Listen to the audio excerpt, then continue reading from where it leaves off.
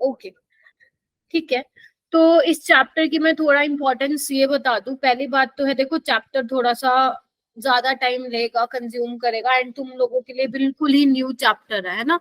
मैंने states of matter इस वजह से ही पढ़ाया था पहले, क्योंकि मैंने आप लोगों को कहा था जैसे हम स्टेट्स ऑफ मैटर में गैसियस स्टेट के बारे में डिस्कस करते हैं बच्चों, वैसे ही हम थर्मोडायनेमिक्स में भी गैसेस, हमारी जो स्टडी है वो गैसेस में ही रहेगी, है ना। गैसेस के इर्द गिर्द ही हम बेसिकली घूमेंगे, है ना, गैसेस सिस्टम के बारे में ही बात करेंगे, राइट। तो इसलिए मैंने आप लोगों को स्टेट्स ऑफ मैटर पहले पढ़ाया था, ठीक है। हालांकि अगर जिसने स्टेट्स ऑफ मैटर नहीं पढ़ा है तो पहले एक दो लेक्चर तो, दो तीन लेक्चर इवन मैं कहूंगी कि समझ में आ जाएंगे, बट उसके बाद जब हम न्यूमेरिकल वाला पोर्शन जो है वो चालू करेंगे करना तो आपको प्रॉब्लम होगी। तो बच्चों जो आप आए हो सारे, जो भी है मेरे बच्चे जो मेरे पास लास्ट ईयर पढ़ते थे, तो आप लोगों के साथ मैंने नीट डाउट सोल्विंग ग्रुप जो अपना बना हुआ था उसमें ही मैंने मेरा बिटली लिंक का शीट अटैच की हुई है, ठीक है। ग्रुप डिस्क्रिप्शन में आप देख लेना, वहां पे शुरू से आपको चैप्टर मिल जाएंगे 11th के 12th के, मतलब आपको जो भी चैप्टर कवर करना है ना, स्टार्टिंग के 5-6 चैप्टर हो चुके हैं वो कवर कर लो। 12th में ऑर्गेनिक चल रही है और 11th में थर्मोडायनेमिक्स चल रही है। तो ऑर्गेनिक तो मुझे पता है कि आप लोगों को आती है अच्छे, बट हाँ 11th का क्योंकि हमने थर्मोडायनेमिक्स नहीं कवर किया था, तो आपको थर्मोडायनेमिक्स आप यहाँ पे आप कवर कर लेना, थर्मोडायनेमिक्स इक्विलिब्रियम, तो आप रेगुलर रहो, मुझे पता रहोगे, ठीक है। तो वो आप यहाँ से कवर कर लो, बाकी जो चैप्टर्स है साथ साथ उसमें से कवर करते जाओ, क्योंकि पूरा दिन अभी आपको सिर्फ पढ़ने का काम है और कोई नहीं, ठीक है। ओके, जो बाकी स्टूडेंट्स हैं वो तो जैसे आ रहे हैं क्लास में वैसे ही आते रहे बस। अगर कंसिस्टेंसी, ये चैप्टर जो है ना बच्चे, आप लोगों की कंसिस्टेंसी मांगता है, आप लोगों का फोकस मांगता है, आप लोगों का कंसंट्रेशन मांगता है। अगर ये तीनों चीजें आप पूरा झोंक रहे हो इस चैप्टर में तो आपको कोई नहीं रोक सकता थर्मोडायनेमिक्स सीखने से, ठीक है।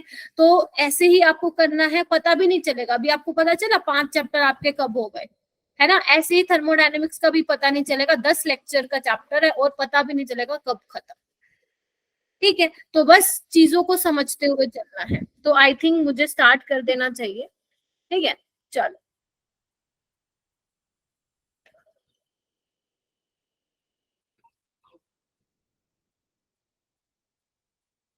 ओके, शहजादी आ गई, ओके, ठीक है। दिव्यांश आया है क्या? दिव्यांश नहीं आया। आप प्लीज जो इसी बैच के हैं ना बच्चे, G7 G8 के, वो रुक जाएंगे, लास्ट में जब होगा अटेंडेंस लूंगा आप लोगों की, ठीक है। चलो स्टार्ट करते हैं। तो बच्चे थर्मोडायनेमिक्स क्या है ना, एक काम करो, इस वर्ड को, इस टर्म को दो टुकड़ों में तोड़ दो, ब्रेक कर दो इसको। थर्म का मतलब है हीट, डायनेमिक्स का मतलब है फ्लो। फ्लो बोल दो, मूवमेंट बोल दो, या मोशन बोल दो। मूवमेंट बोल दो, मोशन बोल दो, कुछ बोल दो, ठीक है। बेसिकली थर्मोडायनेमिक्स में हम क्या पढ़ने वाले हैं? हीट के बारे में, हीट के फ्लो के बारे में पढ़ने वाले हैं, ठीक है। पहले क्या होता था कि जैसे आपको यहाँ पे ये लिखा हुआ भी दिख रहा है, thermodynamics literally means conversion of heat into work and vice versa. पहले के टाइम में सिर्फ थर्मोडायनेमिक्स में हीट और बेसिकली वर्क के बारे में पढ़ा जाता था। आप लोगों के फिजिक्स में भी है ये चैप्टर थर्मोडायनेमिक्स, ठीक है। कुछ कुछ चीजें ऐसी हैं बच्चे, फिजिक्स में हो सकता है जब आप फिजिक्स में चैप्टर पढ़ो तो आपको खुशबू मैम ने ये चीज गलत बताई, या हो सकता है फिजिक्स वाले टीचर को आप बोलो कि आप ये गलत बता रहे हो, हमने तो केमिस्ट्री में ये पढ़ा था।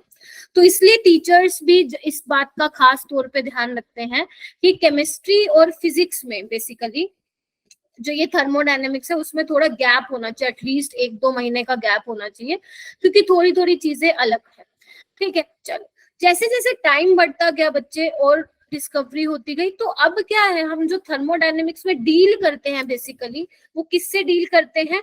हीट और एनर्जी से डील करते हैं, ठीक है। किससे डील करते हैं? हीट और जो आप एनर्जीज की फॉर्म यहाँ पे पढ़ने वाले हो उनके बीच में हम रिलेशनशिप डिस्कस करेंगे।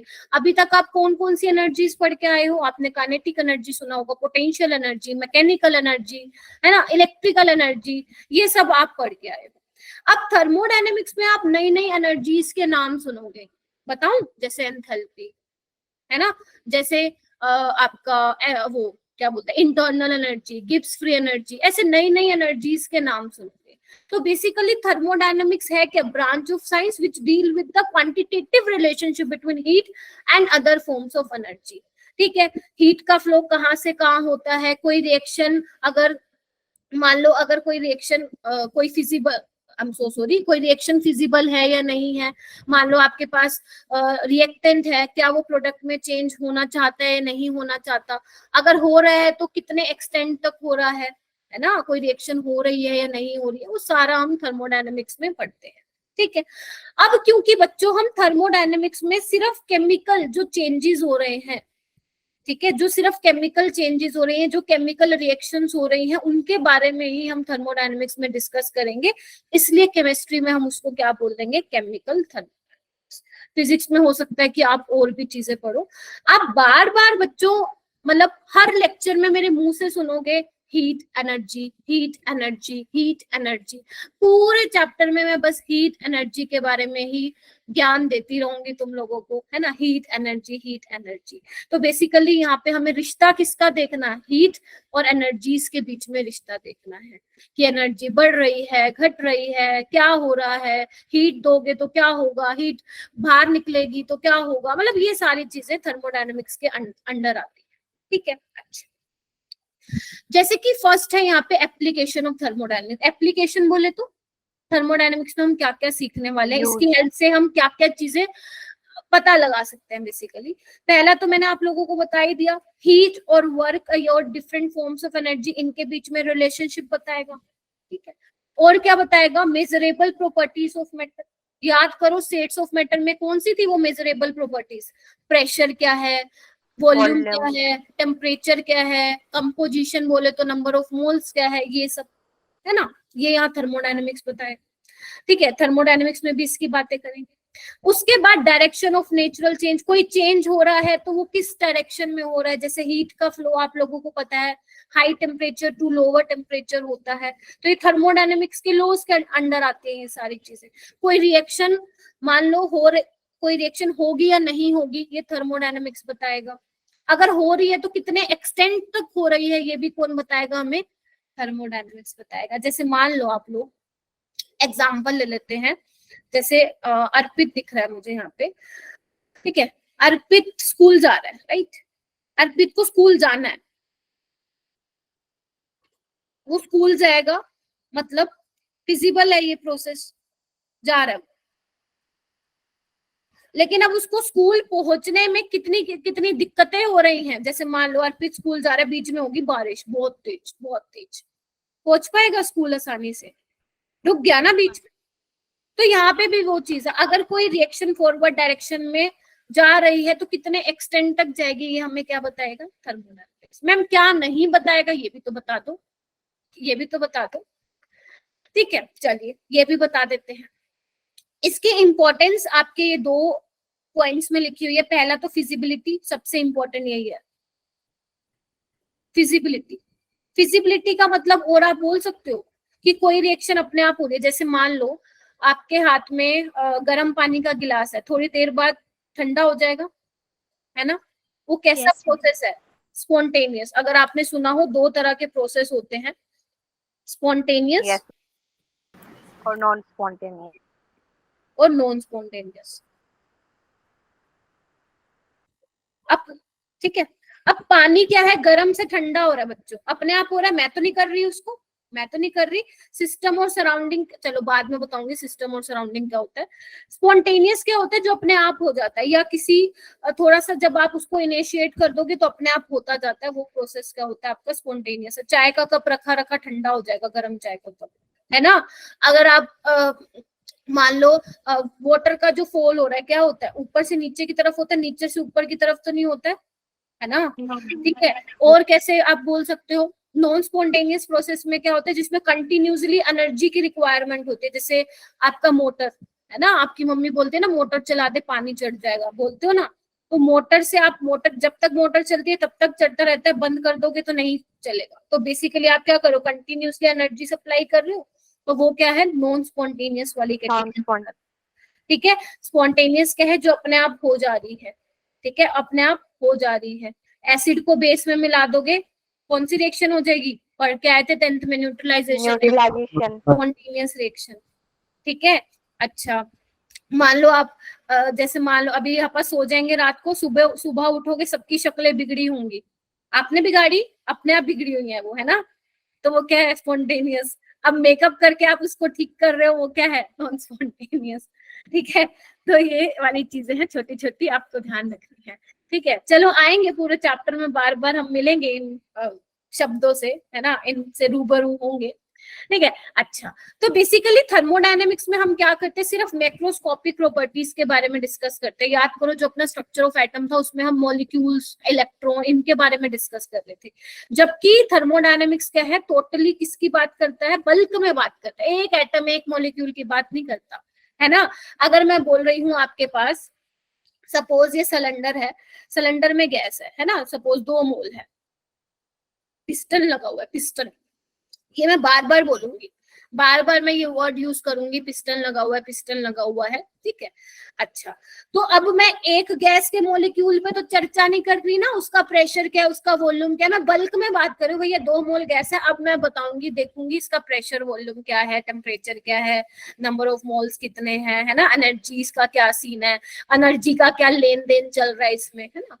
अच्छा ठीक है, तो यानी कि थर्मोडायनेमिक्स टोटली किसकी प्रोवाइड करता है एक्सप्लेनेशन? सिर्फ मैक्रोस्कोपिक प्रॉपर्टीज। सेकंड वाला मैंने आपको ऑलरेडी बता दिया। अच्छा मैम इसकी लिमिटेशंस भी है क्या? हाँ जी लिमिटेशन भी है। क्या है? अब मैंने आपको ये तो बता दिया, थर्मोडायनेमिक्स ये तो बता देगा कि रिएक्शन फॉरवर्ड डायरेक्शन में होने के लिए तैयार है, वो होगी फॉरवर्ड डायरेक्शन में, लेकिन थर्मोडायनेमिक्स ये नहीं बताता कि उसका स्पीड क्या है।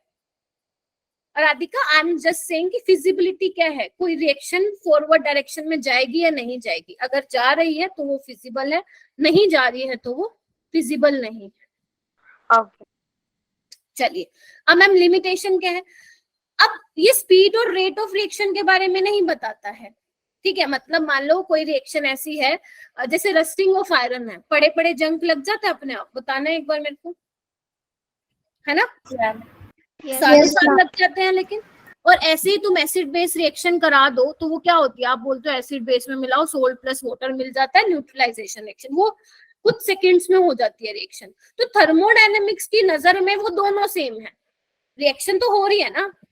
अब उसको इससे मतलब नहीं है कि कोई फास्ट हो रही है और एक स्लो हो रही है और एक बहुत फास्ट हो रही है, इसको मतलब नहीं है। किसको मतलब है फिर? ये कौन बताएगा हमें? 12वीं क्लास में, 12th क्लास में तुम्हारा चैप्टर है केमिकल काइनेटिक्स, वो तुम्हें बताता है कि किसी रिएक्शन का रेट फास्ट है या स्लो। ठीक है, अभी हम छोड़े, अभी तो कहाँ 12th की बात कर रहे हैं हम। चलिए उसके बाद ये मैकेनिज्म के बारे में मत नहीं बताता, मतलब मान लो कोई रिएक्शन हो रही है, कौन से पाथ से होके गई हो, उसका मैकेनिज्म क्या है वो नहीं बताती। जैसे एग्जांपल, अर्पित स्कूल जा रहा है, राइट, अब वो साइकिल के थ्रू जा रहा है या कार के हेल्प से जा रहा है, बस हमें ये पता है भैया वो स्कूल पहुंच गया, है ना, हमें मतलब नहीं है कि उसने साइकिल के थ्रू वो पाथ कवर किया या कार के थ्रू आ रहा है। तो ऐसे ही यहाँ पे थर्मोडायनेमिक्स में है, कोई रिएक्शन हो रही है तो वो कौन सा मैकेनिज्म फॉलो कर रही है, कौन से पाथ से होके गुजर रही है, थर्मोडायनेमिक्स को इससे लेना देना नहीं है उसको, बस ये है स्टार्टिंग ये था, फाइनल पॉइंट पे अब ये है, बस खत्म, नथिंग।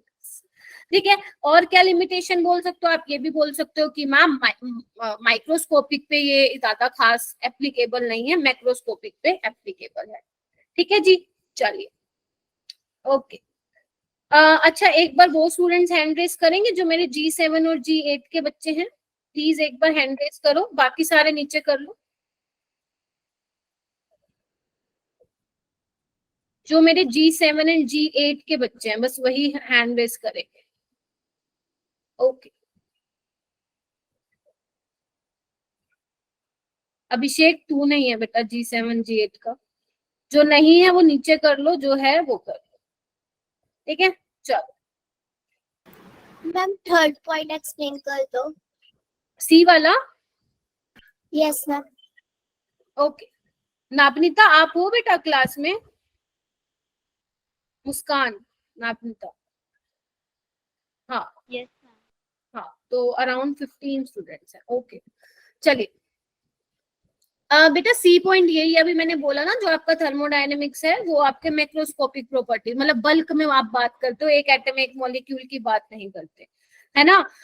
जैसे एग्जांपल देके समझाओगे, समझ में आ गया है। कुछ मॉलिक्यूल्स की बात नहीं करोगे, अच्छे खासे बल्क में, मतलब किसी की अगर आपको प्रॉपर्टी डिफाइन करनी है तो अच्छे खासे बल्क में होना चाहिए, वो ये नहीं कि 2 मॉलिक्यूल 10 मॉलिक्यूल इनकी बात कर रहे हैं।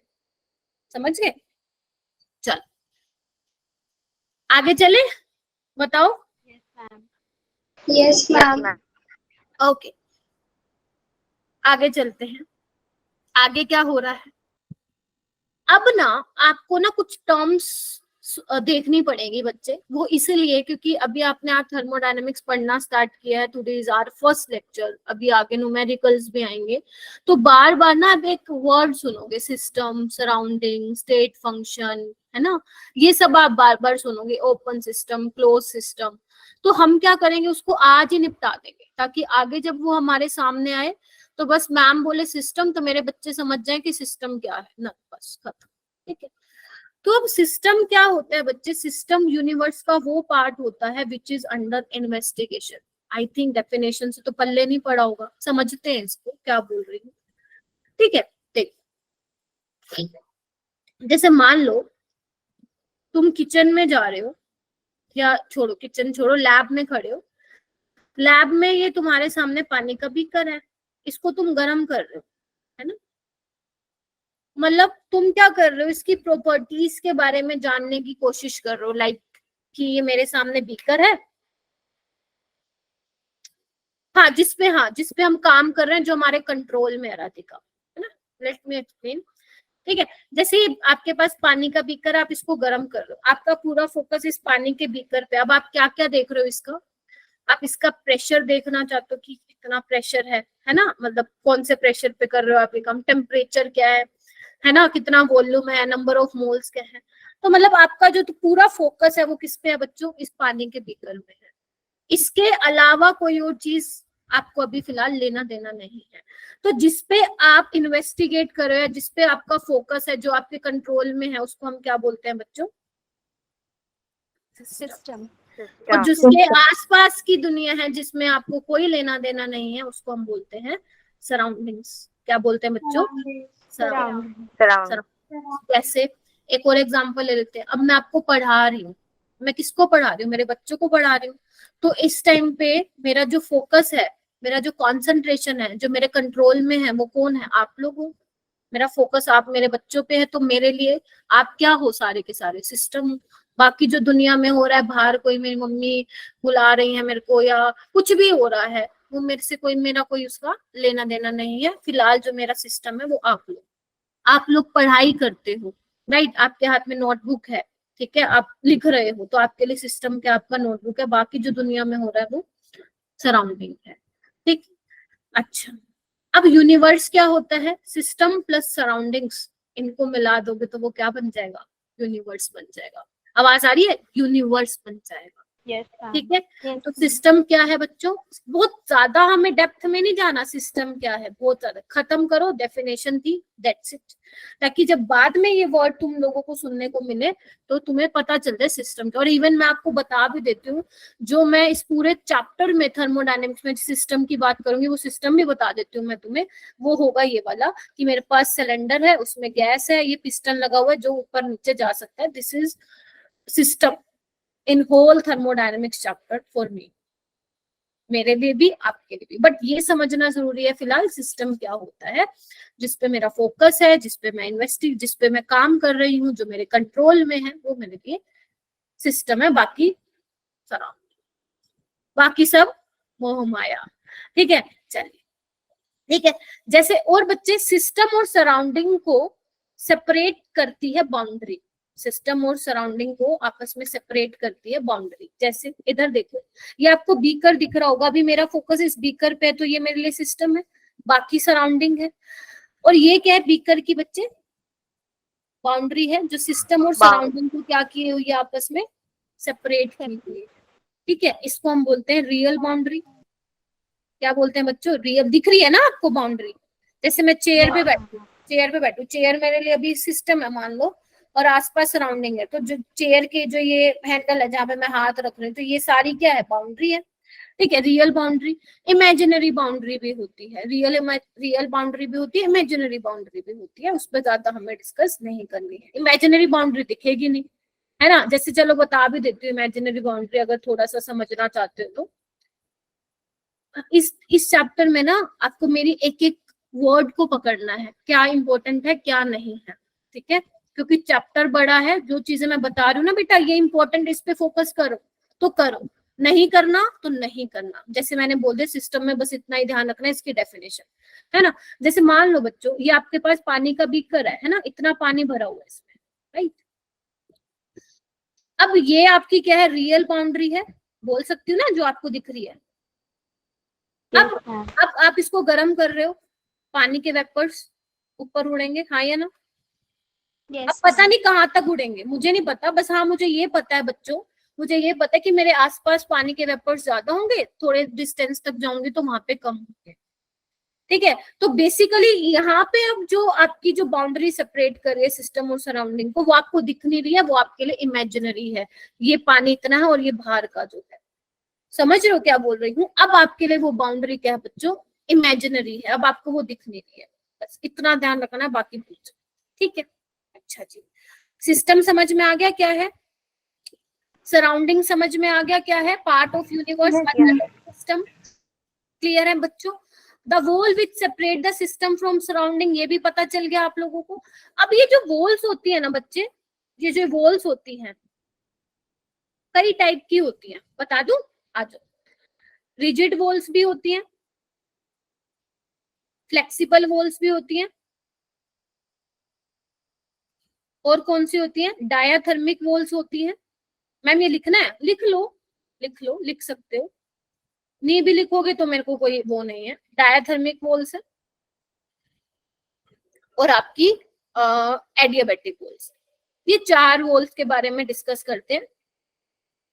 कोई टीचर पहले बता देता है, नहीं तो बाद में तो पढ़ाना ही होता है, मैं अभी बता देती हूँ आप लोगों को।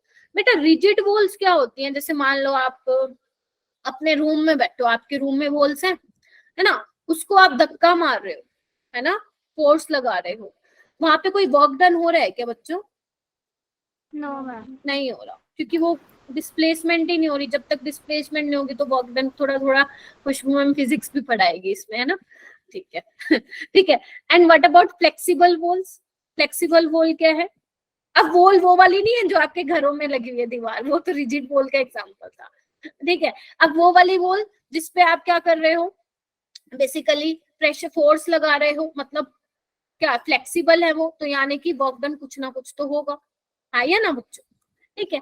अच्छा, उसके बाद डायाथर्मिक वॉल्स, आपने शायद फिजिक्स में सुना होगा, डायाथर्मिक को हम कंडक्टिंग वॉल्स भी बोलते हैं। कंडक्टिंग बोले तो, कंडक्टिंग बोले तो, कंडक्टिंग वॉल्स वो होती है, हीट ट्रांसफर पॉसिबल, हाँ हाँ हाँ हाँ, हीट ट्रांसफर पॉसिबल होता है सिस्टम से सराउंडिंग्स, सिस्टम टू सराउंडिंग्स क्या होता है, हीट का ट्रांसफर होता है ना, कंडक्टिंग वॉल्स उसको बोलते हैं।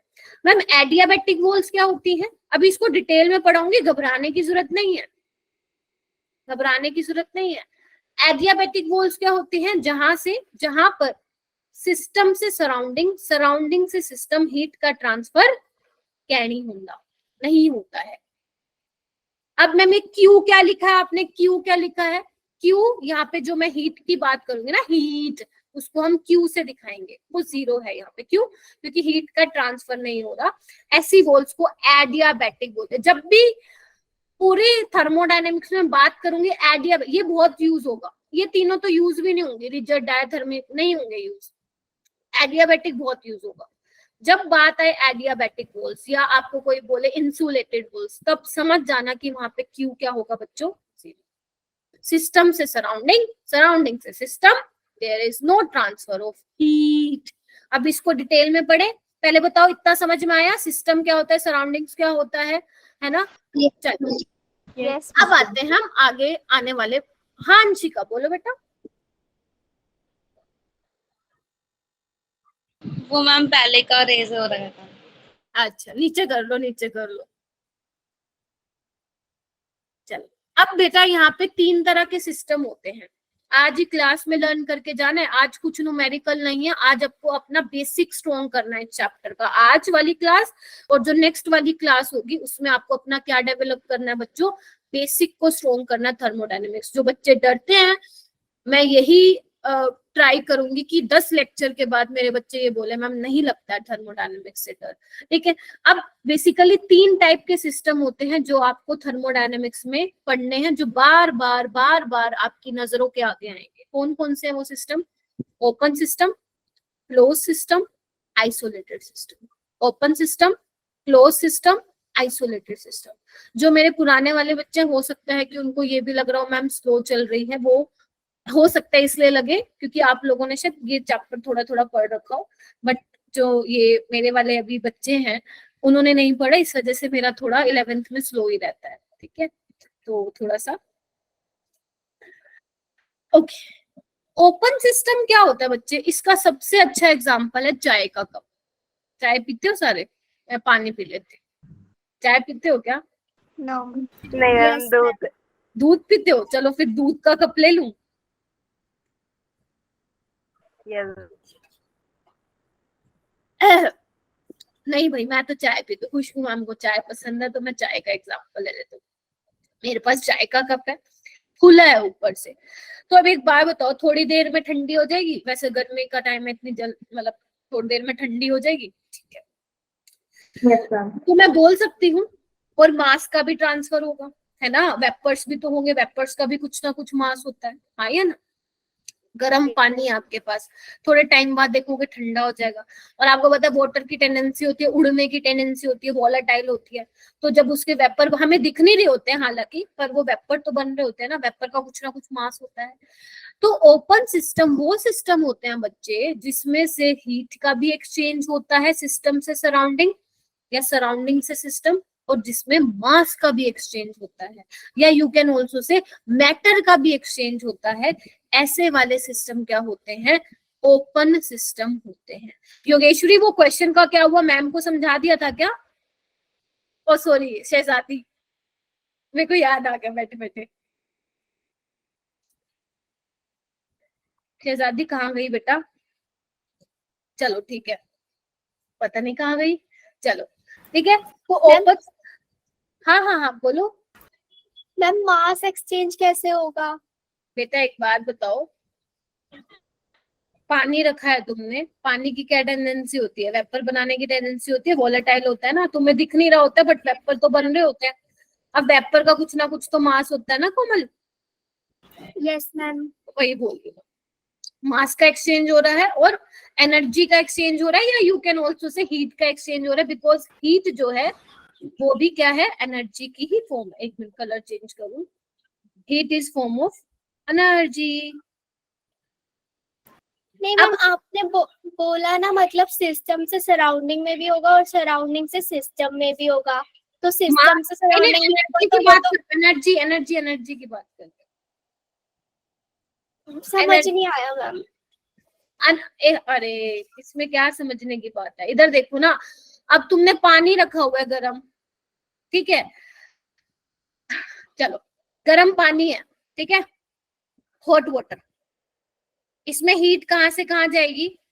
अब हॉट वाटर है मतलब क्या है? इसका जो सराउंडिंग्स का टेम्परेचर है, आसपास जो सराउंडिंग का टेम्परेचर है वो कम है इससे, तो हीट क्या जाएगी? बाहर जाएगी, क्योंकि आपको पता है हीट का फ्लो कहाँ होता है? Higher temperature to lower temperature होता है। तो यहाँ पे जो हीट है वो सिस्टम से सराउंडिंग्स की तरफ जाएगी, हाँ या ना? Yes ma'am.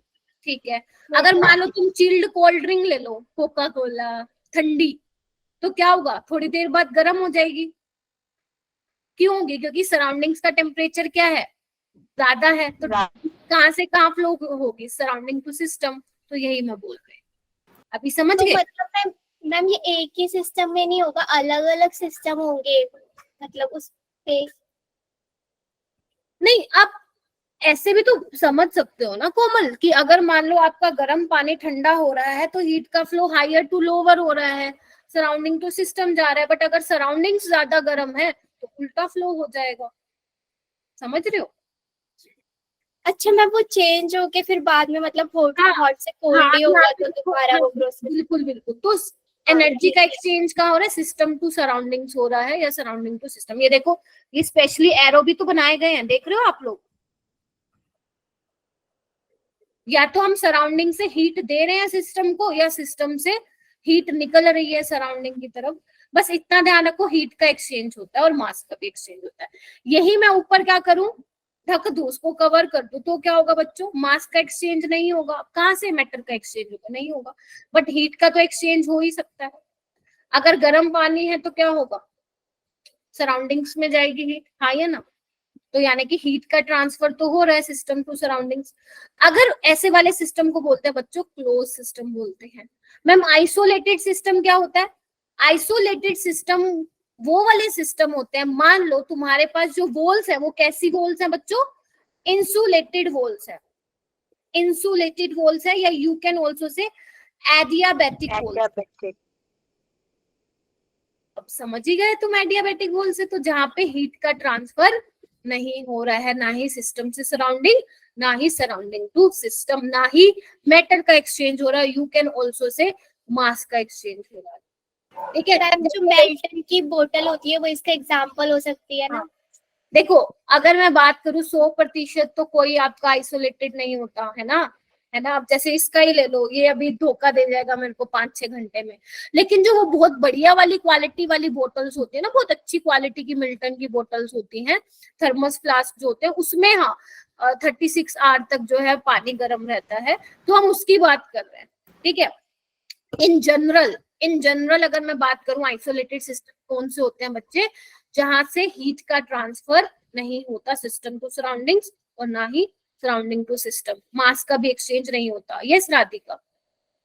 मैम जैसे भी आप थर्मस का एग्जांपल दे रहे हो जिसमें 36 आवर्स पानी गर्म रहता है, बट अगर 36 आवर्स के बाद उस पानी को उसी में रखे तो फिर भी ठंडा हो जाएगा वो, तो फिर तो हम कह नहीं सकते कि प्योर हाँ, इंसुलेटेड होना। हाँ, प्योर तो होता ही नहीं है राधिका, है ना? अगर आपसे कोई पूछे असली में 100% तो कोई इंसुलेटेड वॉल्स मतलब क्या बोलते हैं, आइसोलेटेड सिस्टम होता ही नहीं, है ना? लेकिन केमिस्ट्री में हम क्या है, या जनरल हम जो बात करते हैं हम यही बोलते हैं, थर्मस फ्लास्क आ रहे, पानी ठंडा है तो ठंडा रहेगा, गर्म है तो गर्म रहेगा, है ना? ये बोलते हैं ना, तो हम वो जनरल बात कर रहे हैं। ठीक है, समझ रहे हैं मेरे बच्चों? ओपन, क्लोज और isolated, open, close, isolated. Yes ma'am. ठीक है, ओके। अब जैसे ये देखो, ये क्या है? ये चाय की वो क्या बोलते हैं इसको? कैन है क्या? कैन, चाय की केतली। हाँ चाय Kettle की। ठीक है, अब यहाँ पे आपको क्या दिख रहा है? ये धुआं सा निकल रहा है। धुआं क्या है? वेपर है। तो वेपर का कुछ मास होगा, यानी कि यहाँ से क्या हो रहा है? एनर्जी का एक्सचेंज हो रहा है, राइट? एनर्जी का एक्सचेंज हो रहा है और मास का भी एक्सचेंज हो रहा है। तो ये कौन सी कैटेगरी में आ जाएंगे बच्चों? Open system. अपने ह्यूमन सिस्टम, आपका ह्यूमन बींग्स हो गए, आप मतलब हम बोल रही हूँ मैं तो, हाँ ह्यूमन बींग्स हो गए, प्लांट्स हो गए, ट्री हो गए, एनिमल्स हो गए, ये सारे ओपन सिस्टम की कैटेगरी में आते हैं। ठीक है, क्लोज सिस्टम में देखो, ये अभी मैंने आप लोगों को बता दिया। इसका कोई स्टैंडर्ड एग्जांपल पूछे ना तो तुम बस ये बता देना, उससे पता क्या होगा? तुम्हारी इंटेलिजेंसी सामने वाले को दिखेगी। अर्थ पूरा एक क्लोज सिस्टम के अंदर आता है। सिर्फ ध्यान रखना है, आपसे कोई पूछ ले तो बता रही हूँ, पेपर में नहीं आएगा। ठीक है, अच्छा।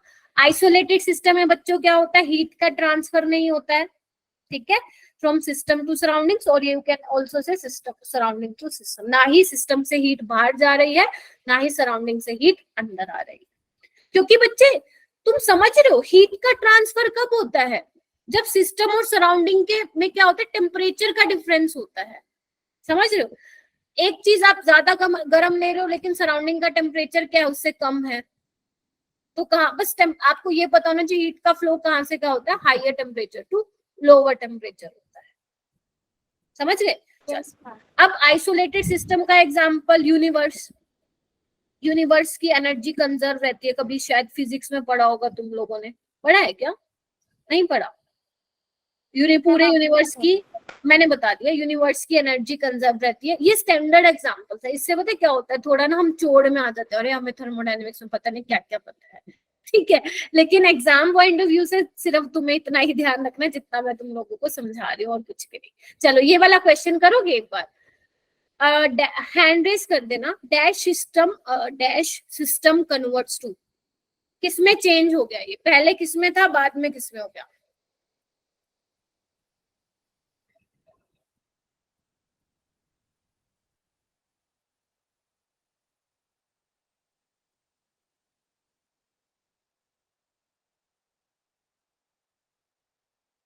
बताओ बताओ, बस 6-7 बच्चे बस। राहुल,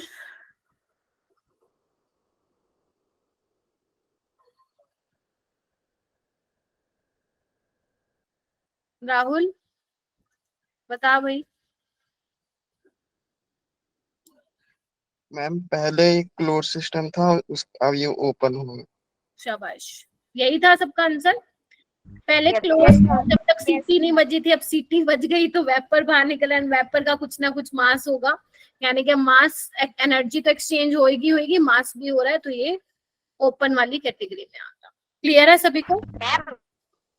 हाँ यस हाँ, मैम ये जरूरी थोड़ा ना है कि मतलब सिस्टम से सराउंडिंग में ही जाएगा, या फिर दोनों केसेस होने जरूरी है ओपन सिस्टम के लिए? System to surrounding, surrounding to system. क्या क्या क्या फिर बोल बेटा।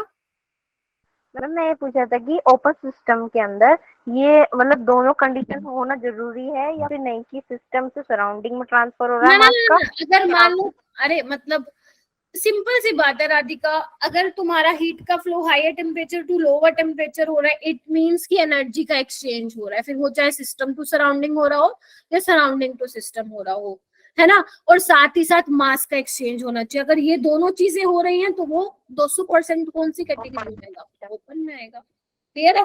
चलो अब आओ, एक इंपॉर्टेंट चीज पूछती हूँ पहले तुम लोगों से। मान लो बच्चों, ये आधे से ज्यादा 90% बच्चों को नहीं पता होता, तुम में से देखो किसको पता है। ये तुम्हारे पास सिलेंडर है, सिलेंडर में गैस है, और उस सिलेंडर को ऊपर से मैंने पिस्टन लगाया हुआ है, इसके ऊपर पिस्टन क्या मूवेबल है, मतलब ऊपर नीचे हो सकता है, फ्रिक्शनलेस पिस्टन है, ठीक है। चलिए, मासलेस है, क्या भूल गई मैं, हाँ। सिलेंडर में गैस है, पिस्टन लगा हुआ है, और जो इसकी वॉल्स है ना, वो कैसी है बच्चों? एडियाबैटिक है। क्या है बच्चों? एडियाबैटिक। चलिए, अब मुझे ये बताओ कि ये जो भैया जी हैं, जो ये सिस्टम की मैं बात कर रही हूँ, ये कौन सी कैटेगरी में फॉल करेगा? क्लोज्ड में, ओपन में, या आइसोलेटेड? आइसोलेटेड। आइसोलेटेड में करेगा। आइसोलेटेड। आइसोलेटेड, शाबाश। और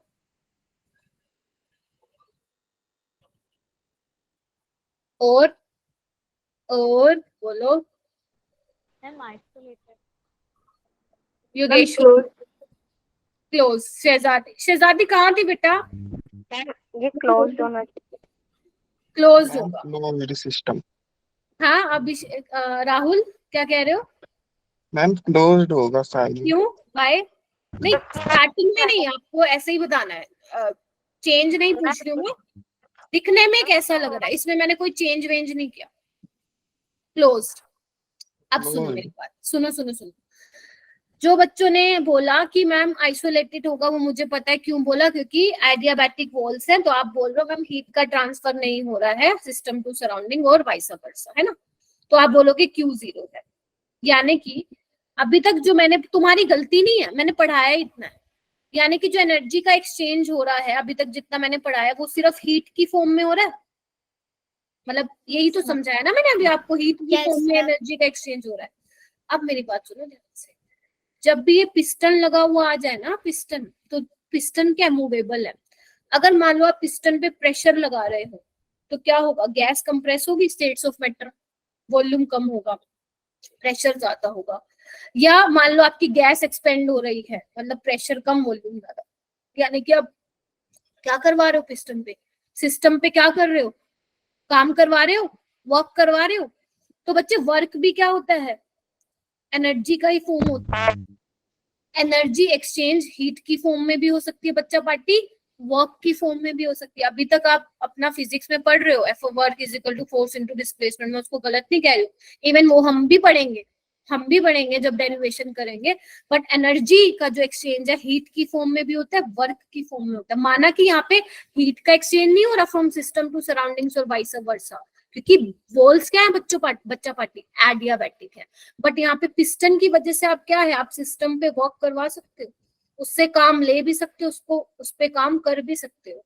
तो आप काम करवा रहे हो, आपका एनर्जी लगेगी, हाँ या ना, तो एनर्जी का एक्सचेंज होगा in the form of work. Clear है तो थम्स अप दो, आगे बढ़ते हैं।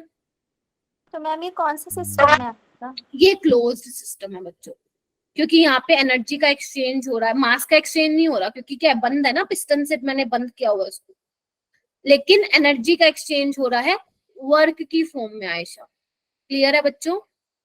Yes ma'am. चलो अब ये 5 नंबर का टेस्ट है, जल्दी जल्दी कर दो फिर हम आगे चलते हैं।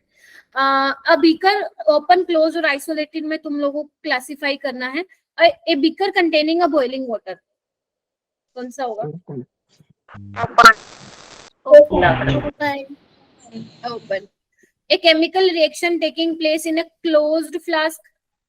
Close. A cup of tea placed on a table. Open. Okay. आप एक बार ना वो अपना ग्रुप है ना बच्चों, क्या नाम है जो अपना बना हुआ है कैजुअल ग्रुप, उसमें मैसेज कर देना कि अटेंडेंस नहीं लगेगी जो नहीं आया। ये बताओ फोर्थ वाला, hot water place in perfectly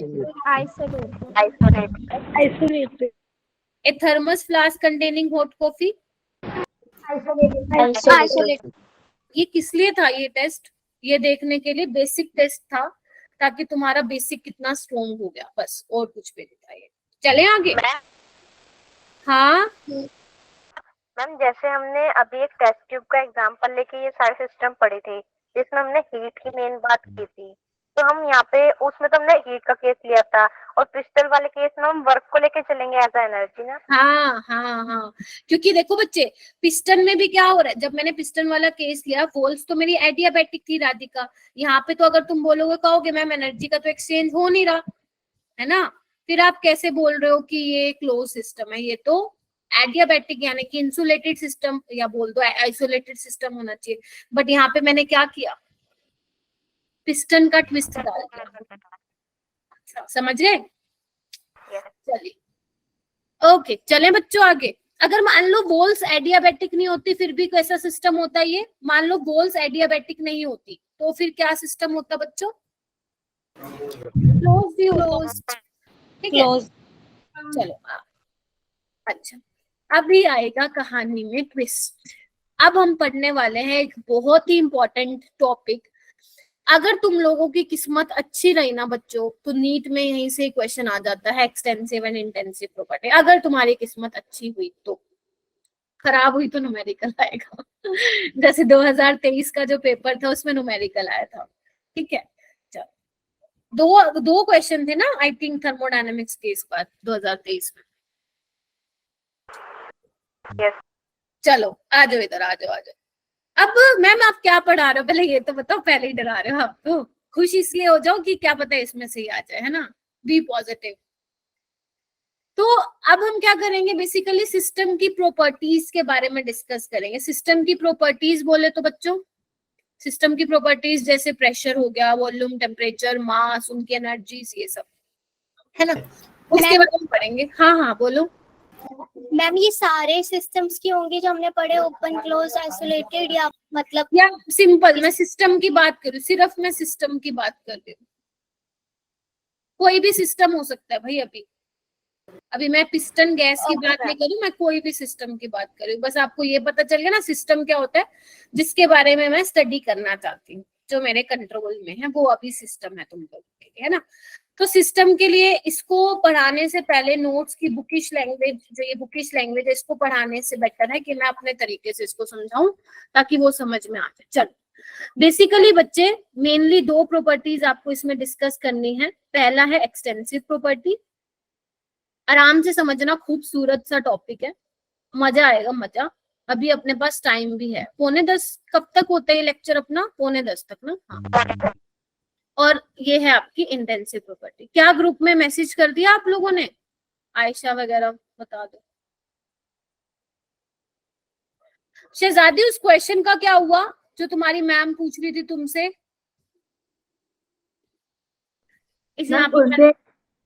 हाँ मैम हमारे ना कुछ डॉक्यूमेंट जमा करने थे, तो उस दिन मैम केमिस्ट्री वाली मैम ही क्लास टीचर है, तो वो उसमें लग गई, अरे क्लास चलो नहीं ले पाई थी। चलो इधर आओ, करें। एक्सटेंसिव और इंटेंसिव क्या होता है, ये हटाना पड़ेगा मुझे बीच से ना, ये इनके बीच में ना आ रहा है। चलो अब अपन क्या करते हैं, अपना एग्जाम्पल लेते हैं, अपना देसी भाषा में समझेंगे। ठीक है बच्चों, आपको मैं डेफिनेशन नहीं रटवा रही हूँ, अपने आप ही रट जाएगी। मान लो ये तुम्हारे पास कंटेनर है बच्चों, है ना, इसका कुछ वॉल्यूम होगा, इसका कुछ टेम्परेचर है, सपोज कुछ भी करवा रही हूँ मैं, वॉल्यूम कुछ भी करा रही हूँ, रिएक्शन वेक्शन, ठीक है। वॉल्यूम होगा, प्रेशर होगा, मान लो कंटेनर में गैस भरी हुई है, ये भी आप लगा सकते हो, ठीक है। एन मोल ऑफ गैस है ना? एक बार बताओ, अगर मैं इस कंटेनर को बीच में से डिवाइड कर दूं, क्या होगा? वॉल्यूम आधा हो जाएगा, इधर भी, बोलो। Yes ma'am. Number of moles भी आधे हो जाएंगे। Yes ma'am. अच्छा एक मिनट रुको, फोन आ गया था, चलो अब ठीक है। अच्छा, और अगर मैं बात करूं पूरे कंटेनर का, सपोज मास एम है, तो मास भी क्या हो जाएगा, आधा आधा हो जाएगा। हाँ अगर मैं चलो एक और बात ले लेती हूँ, एरिया की भी बात कर लेती हूँ। पहले एरिया ए था, अब क्या हो जाएगा, पार्टीशन करने से एरिया भी a/2 हो जाएगा। इसको थोड़ा सा नीचे बड़ा कर लेते हैं, फिर आप कहोगे मैम ये आप क्या करवा रहे हो, ये कर लेते हैं, ठीक है चलो। अच्छा अब बच्चों आप एक चीज नोटिस करो, पहले वॉल्यूम V था, मास M था, एरिया A था, नंबर ऑफ मोल्स N थे, लेकिन जैसे ही मैंने इस डब्बे को, इस कंटेनर को आधा किया, वॉल्यूम भी आधा हो गया, नंबर ऑफ मोल्स भी आधे हो गए, मास भी आधा हो गया, एरिया भी चेंज हो गया। यानी कि volume, number of moles, mass, area, ये किस पे डिपेंड कर गए बच्चे? मैटर की साइज और क्वांटिटी पे डिपेंड कर गए। Yes ma'am. हाँ या ना? और जो मैटर, जो साइज और क्वांटिटी पे डिपेंड करते हैं बच्चे, ऐसी प्रॉपर्टीज को हम क्या बोलते हैं? एक्सटेंसिव प्रॉपर्टीज बोलते हैं। जो प्रॉपर्टीज साइज और क्वांटिटी ऑफ मैटर पे डिपेंड करते हैं, ऐसी वाली प्रॉपर्टीज का जो नाम जन्म हुआ, वो वाली कौन सी प्रॉपर्टीज है आपकी? एक्सटेंसिव प्रॉपर्टीज हैं। यानी कि एक्सटेंसिव में अभी बहुत सारी हैं, बहुत सारी हैं। सिंपल सिंपल नहीं आती, अब पेपर में बंद हो गई हैं। अच्छी अच्छी आती है जिसमें आपको दिमाग लगाना पड़े, अच्छा ये इंटेंसिव है कैसे, ये एक्सटेंसिव है कैसे। सिंपल सिंपल नहीं आती, अब थोड़ा सा लेवल बढ़ रहा है पेपर का, ठीक है चलो।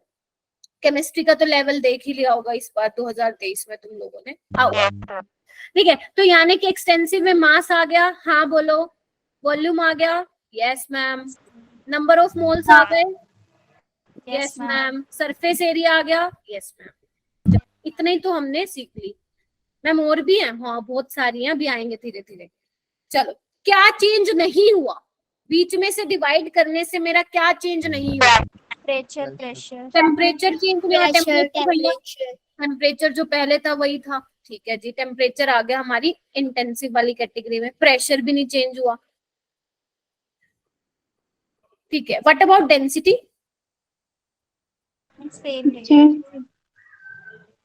एक बार बताओ, डेंसिटी क्या होता है बच्चों? Mass by volume. तो अगर मैं इधर की साइड की डेंसिटी नापूं तो क्या होगा? m/2 v/2, क्योंकि इसका मास क्या था? m/2 था, वॉल्यूम v/2 था। अगर इधर की डेंसिटी देखूं, मतलब जो मैंने आधा किया उसको, m/2 v/2, तो डेंसिटी क्या आ रही है बच्चों? ये ऐसे भी समझ लो। आप मान लो ये बोतल का पानी ले लो, है ना, टैंक भर के पानी ले लो, पतीला भर के पानी ले लो, डेंसिटी पानी की कितनी रहेगी? 1 ग्राम पर ml। क्वांटिटी साइज पे डिपेंड नहीं कर रही है वो, तो डेंसिटी भी कौन से वाले में फॉल करती है? इंटेंसिव प्रॉपर्टीज में आती है। डेंसिटी इसमें आती है, इंटेंसिव प्रॉपर्टी में आती है। और करें? ओके ओके, और बात करते हैं। और बताओ मुझे, विस्कोसिटी किस में आती है? विस्कोसिटी, विस्कोसिटी गाढ़ा होता है, गाढ़ापन, है ना। अब एक बात बताओ, तुम्हें पता है शहद और पानी, है ना, शहद तुम्हें पता है गाढ़ा, अब थोड़ा सा ले लो, ज्यादा ले लो, विस्कोसिटी तो उसकी सेम ही रहेगी, हाँ या ना? अच्छा, what about melting point and boiling point? ये भी किस में आएंगे? इंटेंसिव। अब आप एक पतीला भर के पानी ले लो, एक छोटी सी कटोरी में पानी ले लो, एक टैंक भर के पानी ले लो, बॉइलिंग पॉइंट कितना रहेगा पानी का? 100। हाँ, आप कितने टाइम आप उसको हीट कितना दे रहे हो ये मैटर करेगा। अगर थोड़ा मान लो कटोरी में पानी उबालना है आपको, है ना, तो उसके लिए कम हीट देनी पड़ेगी। अब टैंक भर के पानी को उबालना है 100 डिग्री पे, तो उसके लिए ज्यादा हीट देनी पड़ेगी। ठीक है, ओके, चलिए ठीक है, और बात करें। अब जितनी भी एनर्जीज आप पढ़ोगे, जितनी भी एनर्जीज आप थर्मोडायनेमिक्स में पढ़ोगे, उनके नाम लिख देती हूँ मैं, लाइक एंथैल्पी, अभी लिख लो, enthalpy, internal energy, Gibbs free energy,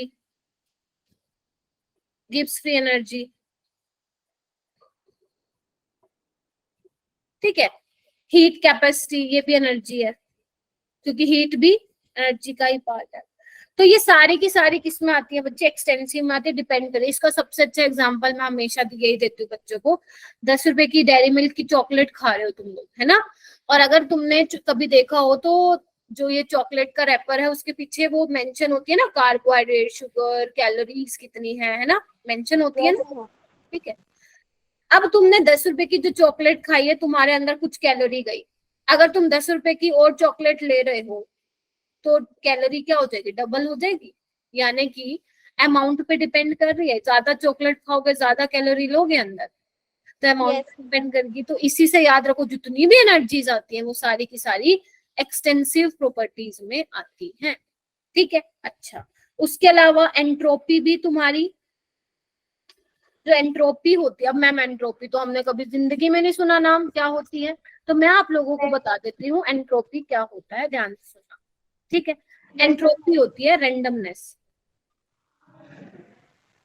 randomness बोले तो डिसऑर्डरनेस। जैसे इसका एग्जांपल देखो, इधर इधर देखो बच्चों, जैसे तुम मान लो क्लास में बैठे हो, है ना, टीचर का लेक्चर चल रहा है केमिस्ट्री का ही, बहुत सीरियस होके सुन रहे हो, सारे अपने बेंचेस पे बैठे हो, एक ऑर्गेनाइज तरीके में बैठे हो, है ना।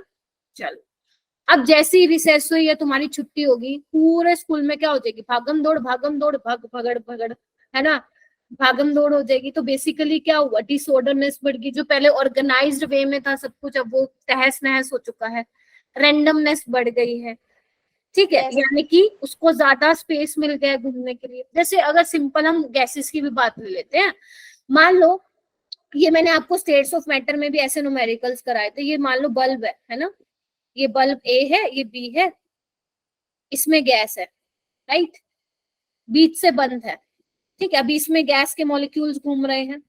जैसे ही मैं इसको खोल दूंगी तो गैस पूरे फैल जाएगी, ए में भी, ए में तो थी, बी में भी भागेगी। तो यानी कि क्वांटिटी पे डिपेंड कर रही है रेंडमनेस, साइज पे डिपेंड कर रही है रेंडमनेस। भी कौन सी कैटेगरी में फॉल करेगी बच्चों?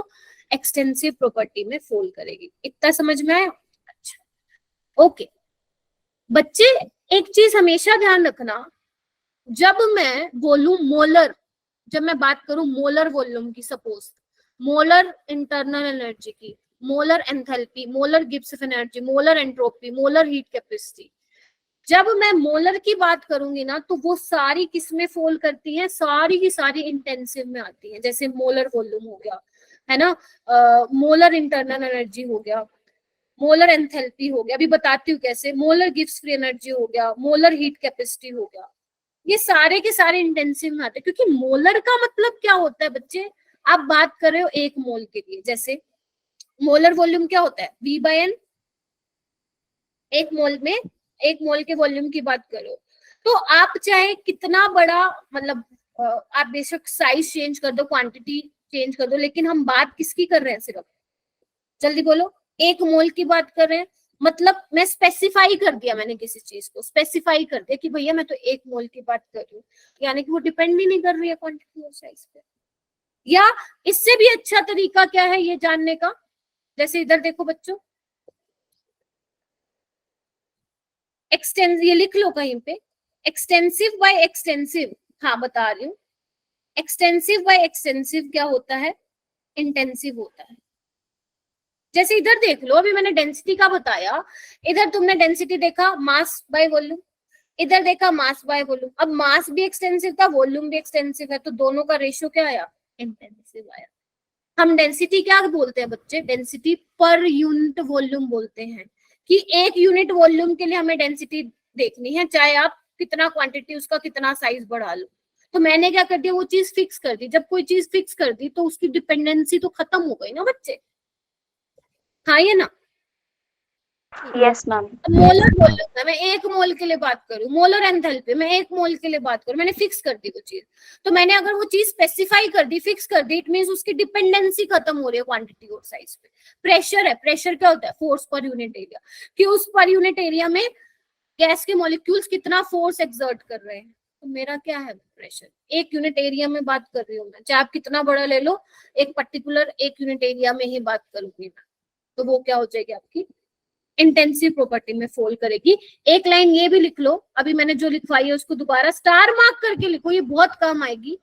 एक्सटेंसिव बाय एक्सटेंसिव का रेशियो क्या होता है बच्चों, इंटेंसिव होता है। दूसरा लिखो, ये हालांकि इतना इंपॉर्टेंट नहीं है बट लिख लो। अगर मान लो इंटेंसिव प्रॉपर्टी है कोई और एक्सटेंसिव है, डिवाइड किया है तुमने, राइट, या एक्सटेंसिव है बाय इंटेंसिव है, तो ये हमेशा क्या आएगा, ऑलवेज इनका रेशियो किसके बराबर आएगा, एक्सटेंसिव के बराबर आएगा। मान लो तुम्हारे पास कोई इंटेंसिव प्रॉपर्टी है बच्चों और इंटेंसिव से ही डिवाइड कर रहे हो, तो वो हमेशा क्या आएगा, इंटेंसिव। ये रटने की जरूरत नहीं है, समझने की है। देखना एक बार, एक्सटेंसिव को एक्सटेंसिव से डिवाइड करोगे तो क्या होगा बच्चों, जो उनकी डिपेंडेंसी है वो तो तुम क्या कर रहे हो, रेशियो में लेके उनको कैंसिल आउट कर रहे हो। यस तो वो किसके बराबर आएगा, इंटेंसिव के बराबर आएगा। इंटेंसिव बाय इंटेंसिव, इंटेंसिव के बराबर क्या आया, ये तो पहले ही इनके पास तो कुछ है ही नहीं, इनकी तो डिपेंडेंसी है ही नहीं क्वांटिटी और साइज पे, तो इनका रेशियो भी क्या आएगा, इंटेंसिव आएगा। समझ गए, चलिए अच्छा और करोगे एग्जाम्पल, और एग्जाम्पल और एग्जाम्पल। तो अच्छा, जैसे मान लो कंसंट्रेशन है, आपसे पूछेंगे कंसंट्रेशन बताओ किस में आती है, पीएच किस में आती है, सेल पोटेंशियल किस में आता है, तो ये सारे के सारे इंटेंसिव प्रॉपर्टी में आते हैं। अब मैम कंसंट्रेशन कैसे इंटेंसिव है ना, मोलारिटी नॉर्मालिटी कैसे इंटेंसिव है। एक बात बताओ, तुम लोगों को मैं बोल रही हूँ बच्चों कि 2 मोलर सॉल्यूशन प्रिपेयर कर लो किसी का भी, है ना, कर लिया तुमने 2 मोलर सॉल्यूशन, सपोज मैं बोल रही हूँ 250 ml में कर लो, ठीक है। अब वो 2 मोलर सॉल्यूशन में से तुम 5 ml निकाल के किसी और बीकर में शिफ्ट कर दोगे, क्या इससे सॉल्यूशन की मोलारिटी चेंज होगी क्या, या नॉर्मेलिटी चेंज होगी क्या, वो तो बना पड़ा है 2 मोलर का। तो यानी कि कंसंट्रेशन भी क्वांटिटी पे डिपेंड नहीं कर रही है, पीएच भी नहीं करती है। हाँ जी, हम कंसंट्रेशन को हम विस्कोसिटी से भी रिलेट कर सकते हैं ना, कि विस्कोसिटी कंसंट्रेशन ज्यादा ही ज्यादा गाढ़ापन होगा, हाँ, बट यहाँ पे कंसंट्रेशन में मोलारिटी और नॉर्मेलिटी की बात कर रही हूँ, है ना। समझे कि why concentration is fall under the category of intensive property बच्चों। Yes ma'am. ये आप ऐसे भी कर सकते हो, मान लो ये दिमाग में नहीं आया, तो मोलारिटी होता क्या, number of moles by volume, और ये दोनों की दोनों क्या है, एक्सटेंसिव है, तो एक्सटेंसिव बाय एक्सटेंसिव क्या होगा, इंटेंसिव। डेंसिटी क्या होता है, मास बाय वॉल्यूम, दोनों के दोनों क्या है, एक्सटेंसिव, रेशियो क्या होगा, इंटेंसिव। मोल फ्रैक्शन क्या होगा, कोई बताएगा, N1 by N1 number of moles of A, तो किस कैटेगरी में आएगा ये, ऊपर भी नंबर ऑफ मोल्स नीचे भी टोटल नंबर ऑफ मोल्स, तो ये भी कौन सी कैटेगरी में आएगा, इंटेंसिव। बहुत बढ़िया, शाबाश। अच्छा, मोलर हीट कैपेसिटी किस कैटेगरी में आएगा, मोलर इंटेंसिव। शाबाश, क्योंकि मोलर वर्ड जब भी मोलर लगा दूं हाँ मैम, इधर उधर आपने बताया मोलर। ठीक है, अच्छा ओके। सरफेस टेंशन एक्सटेंसिव, ना, सरफेस टेंशन तो फिक्स होएगी ना किसी की भी, निकालते हो आप फिजिक्स में, इंटेंसिव, ठीक है ओके। उसके बाद ये बच्चे नोट्स हैं जो मैंने आप लोगों को बताया था। ये जो पत्थर वाला एग्जांपल दिया हुआ है, ये एक्सटेंसिव प्रॉपर्टीज से कैसे समझा सकते हैं। जैसे मान लो तुम्हें 5 माले की बिल्डिंग बनानी है, तो उसमें क्या लगेगा, पत्थर ज्यादा लगेगा तुम्हारा, हाँ या ना। तो यानी कि ये किस पे डिपेंड कर गया, इसका मास, इसका वॉल्यूम, क्वांटिटी वगैरह पे डिपेंड कर गया। तो ये समझाने के लिए था। जैसे ये देखो, जैसे तुम गोल्ड की बढ़ाते जाओगे क्वांटिटी, मान लो ये 9 ग्राम है, ये 10 ग्राम है, ये 20 ग्राम है, तो इसका क्या साइज बढ़ रहा है, वॉल्यूम भी ज्यादा होगा, यानी कि क्वांटिटी पे डिपेंड कर गया। क्या नहीं कर रहा, डेंसिटी, डेंसिटी तो गोल्ड की सेम रहेगी। तो ये कुछ ऐसा जस्ट एक थ्योरी है तुम्हारे लिए, तुम्हारे नोट्स में लिखने के लिए। बाकी जो मैंने समझाया है ये आप इस स्लाइड में सारा लिखा हुआ है, ठीक है। अब जैसे इंटेंसिव प्रॉपर्टीज क्या होते हैं, which are independent on quantity और साइज ऑफ मैटर, है ना। जैसे आपका प्रेशर हो गया, temperature, refractive index, viscosity, specific heat capacity. Specific मतलब स्पेसिफाई कर दिया आपने भैया, तो इंटेंसिव में आएगा। ये भी मैंने आप लोगों को बता दिया, ये भी मैंने बता दिया, खत्म कहानी। क्या क्या पढ़ाया आज मैंने बच्चों? तो आपने आज सिस्टम के बारे में बताया था, वॉल्स किस तरीके की होती है उसके बारे में बताया था, थर्मोडायनेमिक्स कहाँ का एप्लीकेबल होता है उसके बारे में बताया था, उसकी लिमिटेशन क्या क्या होती है, थर्मोडायनेमिक्स का मतलब ही क्या है, और अभी हमने पढ़ाई था सिस्टम के मेन्यूज के बाद जो भी पढ़ा। बाकी बच्चों को हो गया क्लियर? आयशा, सुहानी, राहुल, शहजादी, यस मैम। योगेश्वरी, समीक्षा और कनिका, और कौन है यहाँ पे, अर्पित, मुस्कान। ओके, अब बात करते हैं थोड़ा सा स्टेट ऑफ सिस्टम के बारे में। अब स्टेट ऑफ सिस्टम बहुत इजी है समझना। मान लो सिस्टम मैं यहाँ पे ले रही हूँ, सिलेंडर है, बस थोड़ा सा कराऊंगी, पिस्टन लगा हुआ है और गैस है ना, दिस इज माय सिस्टम। अब एक बात बताओ, इस सिस्टम को देख के आप क्या क्या बता सकते हो इसके बारे में, बताओ। गैस है, सिस्टम है, क्या बता सकते हो इसके बारे में? इसका कोई है, वॉल्यूम Cost होगा, होगा, है ना? कोई प्रेशर होगा, टेम्परेचर होगा, नंबर ऑफ मोल्स, इनके नंबर ऑफ बारे में मोल्स। बता सकते हो। तो बेसिकली आप क्या कर रहे हो, सिस्टम की स्टेट डिफाइन कर रहे हो कि फिलहाल सिस्टम की स्टेट ये है, फिलहाल सिस्टम इस स्टेट पे है। आपने उसका pressure, volume, number of moles, temperature define किया है। This is your state of system. अगर आप मान लो इसमें कोई चेंजेस करा रहे हो, कोई आपका प्रोसेस चल रहा है, केमिकल प्रोसेस, आप कोई काम करा रहे हो सिस्टम के ऊपर, तो आप क्या कर रहे हो, प्रेशर, वॉल्यूम चेंज करोगे, यानी कि आप सिस्टम की स्टेट चेंज कर रहे हो। तो इनको हम स्टेट वेरिएबल्स भी बोलते हैं, किसको, प्रेशर, वॉल्यूम, टेम्परेचर। तो ये आपका सिंपल था सिस्टम की स्टेट, ठीक है। इतना बहुत है, या आगे भी कराऊं? स्टेट फंक्शन पढ़ना है हमें, वैसे पाथ फंक्शन ये सब हमें डिस्कस करना है। हालांकि जो मेरा अभी ये लास्ट वाला बैच था उसमें सिर्फ यहीं तक करवाया मैंने सिस्टम की स्टेट, ठीक है।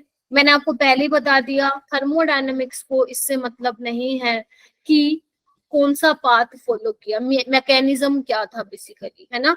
उसको मतलब है कि इनिशियल स्टेट क्या थी, फाइनल स्टेट क्या थी। तो इसमें हम 2 तरह के फंक्शन पढ़ेंगे बच्चों, एक होता है स्टेट फंक्शन और एक होता है पाथ फंक्शन। स्टेट फंक्शन में क्या होता है, जैसे समझाऊं क्या, चलो समझा देते थोड़ा। सपोज करो ये ट्रांसपेरेंट बोतल है, होनी तो वही चाहिए थी बट कोई बात नहीं। मान लो अभी इसका वॉल्यूम इतना है ना, मैंने कुछ भी करके उसका वॉल्यूम यहाँ तक कर दिया, समझ गए बच्चों, यहाँ तक कर दिया। तो अब ये Yes, sir. मतलब नहीं है कि आपने टंकी के पानी से लाके उसको ऊपर तक भरा, फिल्टर के पानी से, आरओ के पानी से, मटके के पानी से लाके उसको फिल किया। हमें मतलब है कि पहले वॉल्यूम इतना था, अब वॉल्यूम इतना है। तो ये क्या है, स्टेट फंक्शन है। ये इस पे डिपेंड नहीं कर रहा कि कैसे आपने इसमें कहाँ से पानी लाके भरा, समझ रहे हो। एक बंदा है, मान लो सुहानी है, 5 माले की बिल्डिंग पे जाके खड़ी है, ठीक है, कुछ ना कुछ उसकी पोटेंशियल एनर्जी होगी। अब वो हमें नहीं मतलब उससे कि वो लिफ्ट से गई है या स्टेयर से गई है।